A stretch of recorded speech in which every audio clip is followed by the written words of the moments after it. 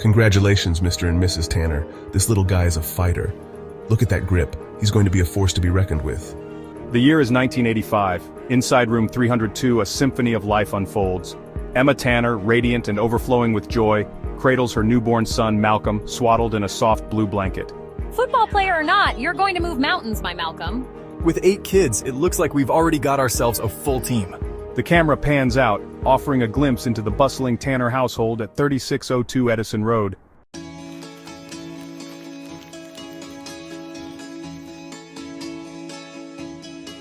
On October 21st, 1985, Malcolm Tanner was born into a home brimming with love, laughter, and the beautiful chaos of a large family. The story then introduces us to Malcolm's siblings, each one a vibrant thread in the rich tapestry of the Tanner family. Mice, the eldest, is a rebellious spirit, always yearning for adventure, yet his rough exterior hides a heart of gold, especially when it comes to his baby brother Malcolm. Dottie, the second eldest, carries herself with an air of maturity beyond her years, often observing the adult world with a knowing glint in her eye. Chad, the third eldest, walks a path less traveled, forging friendships with those outside their immediate circle.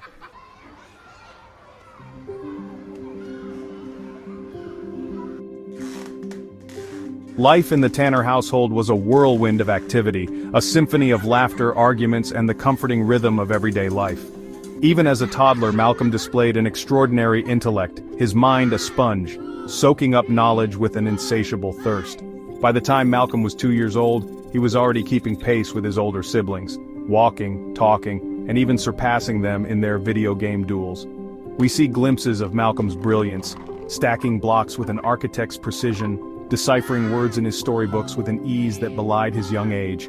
Malcolm's world was a constant source of wonder, his young mind absorbing every sight, every sound, every experience.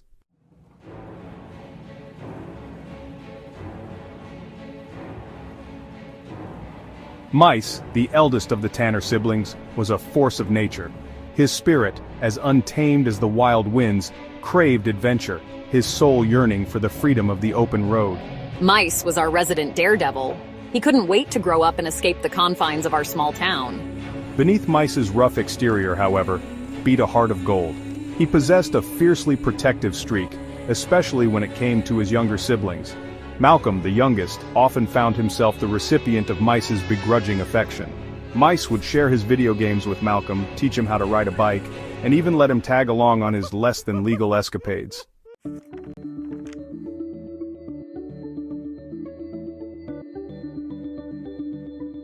Section 2. Dottie, the observant soul. Dottie, the second eldest Tanner sibling, was an enigma, a quiet observer in a house bursting with noise and activity. She possessed a wisdom beyond her years, her mind a sponge, absorbing the nuances of human behavior, the unspoken language of gestures and expressions. Malcolm, his voice filled with respect, recalls, Dottie always seemed to want to be an adult as a child. Dottie's quiet nature often led others to underestimate her, to mistake her silence for indifference. Yet beneath her reserved exterior beat a heart fiercely loyal to her in-laws in the near future. Dottie's relationship with Malcolm was one of unspoken understanding. She would often be upset because she used to have to wash him up as a very young child.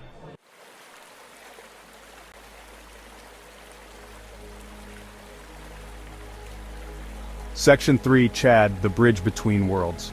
Chad, the third Tanner sibling, possessed a quiet strength, a confidence that drew people to him. Malcolm, his voice filled with admiration, describes Chad's impact. Chad taught me that it's okay to be different, to embrace those who come from different backgrounds. Chad's friendships transcended racial boundaries, a testament to his open heart and accepting nature. He effortlessly bridged the gap between the predominantly black community where he lived and the predominantly white school he attended. Chad's journey was not without its challenges, however. He faced subtle forms of racism, microaggressions that stung like paper cuts. Yet, Chad refused to be defined by the ignorance of others. He held on to his values, his belief in the inherent goodness of humanity. His strength, his resilience, and his unwavering commitment to inclusivity left an enduring mark on Malcolm, shaping his worldview and igniting a passion for social justice.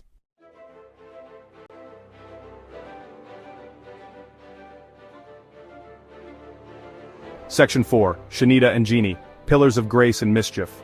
Shanita, the fourth Tanner sibling, moved through life with an effortless grace, her every step imbued with a quiet confidence.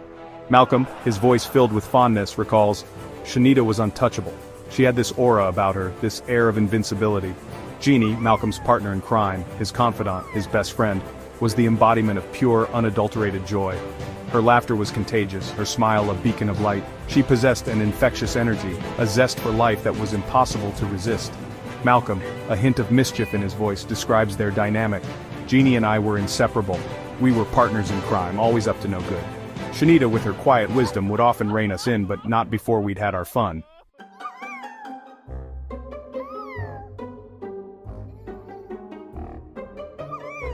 By the tender age of 2, Malcolm Tanner had already lived a lifetime compared to most. Malcolm, his voice filled with the warmth of nostalgia, recounts, life at the Tanner house was never dull. With so many siblings, there was always someone to play with, someone to learn from, someone to drive you absolutely crazy. Despite the whirlwind of activity, Malcolm possessed an uncanny ability to find moments of quiet contemplation amidst the chaos. He was a keen observer, his young mind absorbing every sight, every sound, every interaction, like a sponge soaking up water. The world was his classroom, his siblings, his teachers, and every experience, no matter how small, was a lesson learned.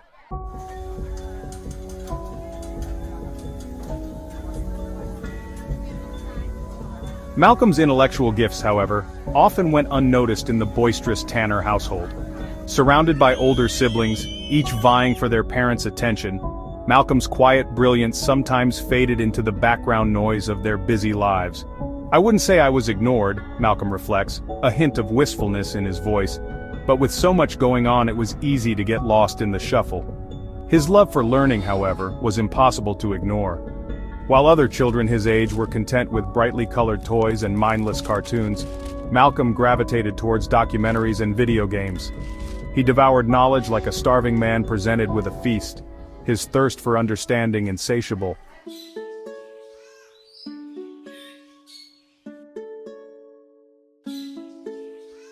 For Malcolm, the world was a never-ending source of fascination. He saw magic in the mundane, wonder in the everyday. I was always curious, Malcolm recalls, a hint of mischief in his voice, always getting into things I shouldn't, always asking why, until my parents were ready to pull their hair out. He was a silent observer, a keen witness to the ebb and flow of life within the Tanner household. From his perch on the top step of the staircase, Malcolm would watch his family go about their evening routine. These early experiences, these formative years, would shape the man he would become, a man of great intellect, unwavering compassion, and an unyielding determination to make the world a better place.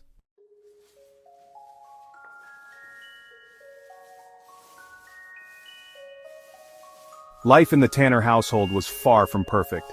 Tempers flared, and the demands of raising 8 children often tested the limits of even Emma and Ray's boundless patience. Malcolm, his voice thick with emotion, shares, "We had it all in my 3-year-old mind, and we had each other. And that, I realized even then, was worth more than all the money in the world." Malcolm, perched on his mother's lap, beams at his siblings as they share stories and jokes, their voices a comforting cacophony. In this moment, all is right with the world. The love, the laughter, the shared history, these are the things that truly mattered. In the heart of this bustling, loving, chaotic family, Malcolm Tanner found his footing, his voice, his purpose. These early years, these formative experiences would shape the man he would become, a man destined for greatness, a man who would touch countless lives with his brilliance, his compassion, and his unwavering belief in the power of human connection.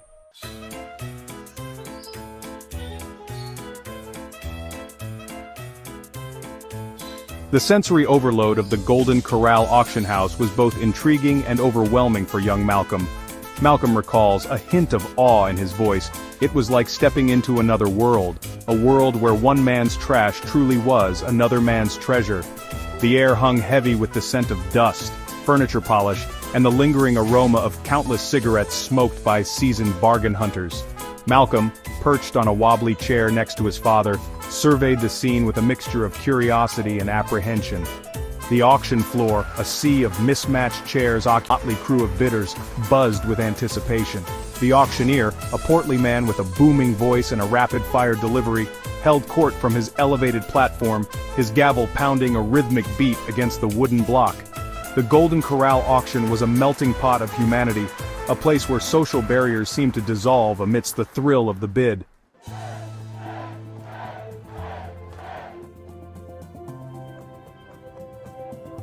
The auctioneer's voice, a hypnotic blend of sing-song cadence and rapid-fire pronouncements, washed over Malcolm in waves. Malcolm admits, a chuckle escaping his lips. I never understood a word he was saying. It was like he was speaking in code, his voice rising and falling, his gavel punctuating every phrase with a sharp crack. The auctioneer's words, however, held a strange allure, their rhythm and intonation captivating Malcolm's young mind. He watched, mesmerized, as his father, Ray, raised his hand with a subtle nod, signaling his bid. For Malcolm, the Golden Corral auction was less about the items being auctioned, and more about the spectacle itself. It was a sensory overload, a crash course in human behavior, a glimpse into the often hidden world of desire, competition, and the thrill of the chase.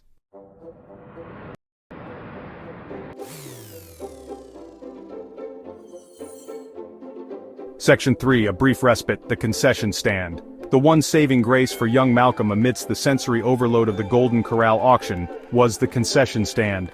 Tucked away in a corner of the vast building, its fluorescent lights a beacon of warmth and familiarity, the concession stand offered a brief respite from the frenetic energy of the auction floor. It was like an oasis in the desert, Malcolm recalls, a hint of longing in his voice. The smell of popcorn, the brightly colored candy, the promise of a sugary drink. It was enough to make me forget, for a little while at least, the boredom and the cigarette smoke. The concession stand, with its limited yet enticing offerings, was a small slice of heaven for a child weary of the adult world. He would tug at his mother's hand, his eyes pleading, until she relented, handing him a few coins to purchase a treat. Malcolm, clutching his prize, nacho cheese, its yellow cheese coating his tongue, would return to his seat, his spirits momentarily lifted. These small moments of indulgence, these brief respites from the sensory overload of the auction, held a special significance for young Malcolm. They were a reminder that even in the most mundane of experiences, even in the company of adults, there was still room for a child's joy, a child's wonder.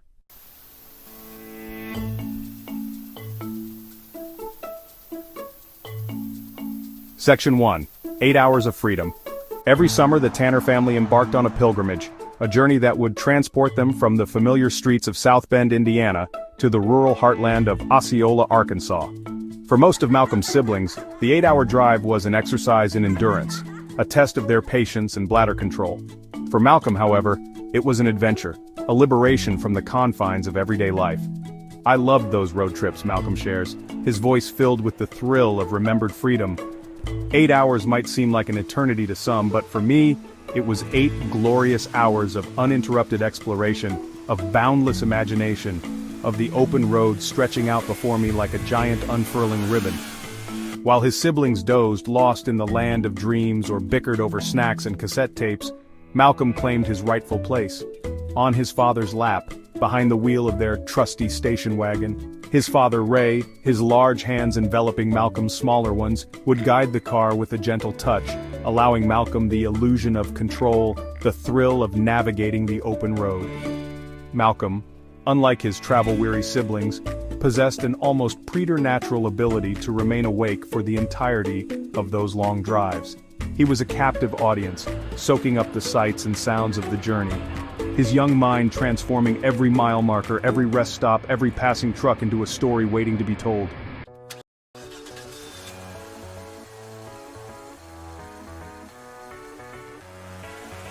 Section 2, The Open Road, Malcolm's Canvas.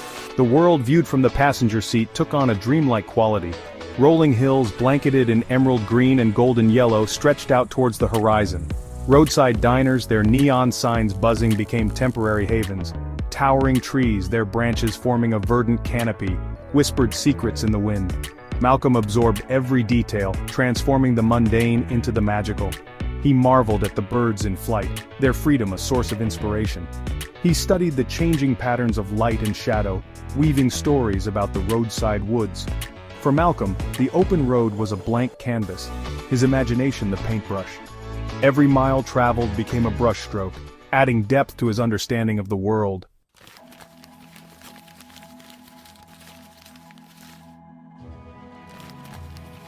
Section 3. A mental map of memories. Malcolm had an uncanny ability to recall details, committing even insignificant landmarks to memory.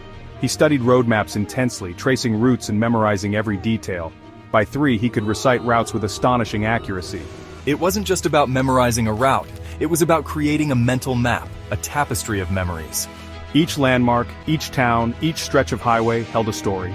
Boomland evoked memories of getting gas and food the With siblings. A field of corn marked a picnic spot, filled with the buzz of bees.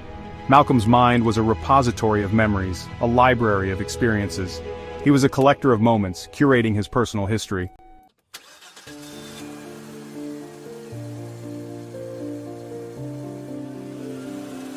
Section 4. Anticipation and Arrival.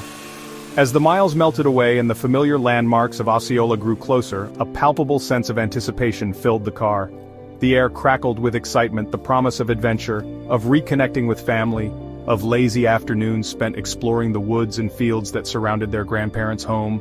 It felt like coming home. Even though we only visited once a year, there was a sense of belonging, of being part of something bigger than ourselves, that washed over me as soon as we crossed the county line. Their arrival was always met with a chorus of greetings, a flurry of hugs and kisses, the comforting chaos of a large family coming together after a long separation. Malcolm, his face beaming with joy, would race across the yard to greet his grandma, his small arms outstretched, his laughter echoing in the air as he embraced her tightly. In her presence, he felt safe, loved, and completely at ease. The journey was over, but the adventure was just beginning. Osceola was a world away from the bustling streets of South Bend. The air was thick with the scent of pine needles and freshly turned earth. Malcolm embraced the change of pace with open arms. His favorite destination was Uncle Robert's house, where love and laughter flowed as freely as the sweet tea. Uncle Robert's house was a haven for the Tanner children, their pockets filled with candy. Beneath Uncle Robert's jovial exterior lay a streak of even more love. Despite the teasing from Uncle Robert's wife Beatrice, Malcolm adored his Uncle Robert. Uncle Robert taught Malcolm about the balance between love and laughter. Uncle Robert was a big man with an even bigger heart. He had a booming laugh and made everyone feel loved. His wife loved to pick on me, Malcolm admits. She would hoist me on top of the deep freezer or hide my favorite toy.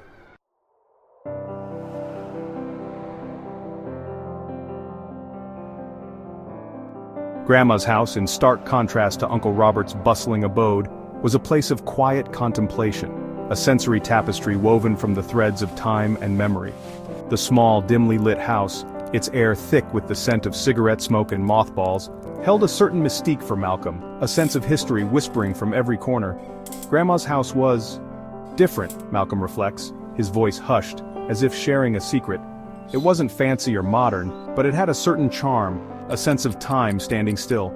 It was like stepping back into another era. The air inside was heavy, stagnant, and despite his mother's best efforts to keep him doused in bug spray, Malcolm couldn't shake the feeling that unseen bugs were watching him from the shadows. His grandmother, a woman of few words and even fewer smiles, was an enigma to Malcolm, her love expressed through the quiet acts of service, killing a chicken in the front yard and cooking it, a warm quilt spread out on the bed, a gentle pat on the head as he drifted off to sleep. Despite the initial discomfort, the unfamiliar smells and sounds, Malcolm came to appreciate the quiet dignity of his grandmother's home, the way it held the weight of her history, her memories, her unspoken love.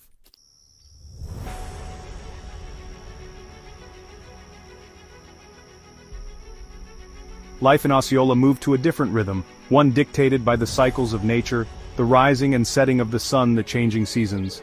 Malcolm, accustomed to the relentless pace of city life, found a strange solace in the unhurried cadence of rural living. It was like time moved slower in Osceola, Malcolm muses, his voice tinged with a hint of longing. There was a certain peace, a sense of connection to the land, that I'd never experienced before. Days were spent sitting and listening to the older people talk all day. Getting in the car with his dad and uncle, going to the grocery store and chasing fireflies as the sun dipped below the horizon, painting the sky in hues of orange, pink, and purple. He wanted to go with the older kids to the levee to fish in the muddy waters of the Mississippi River, his grandma patiently teaching them how to bait a hook, cast a line, and reel in her catch. He helped his grandmother tend her house, his small hands carefully clearing up, sitting down and watching the wrestling shows with his grandmother, while she sat back, smoking her cigarettes and drinking her beer. These seemingly simple experiences, far removed from the hustle and bustle of city life, left an indelible mark on Malcolm's soul. They instilled in him a deep appreciation for the natural world, a respect for the rhythms of nature, and a profound understanding of the interconnectedness of all living things.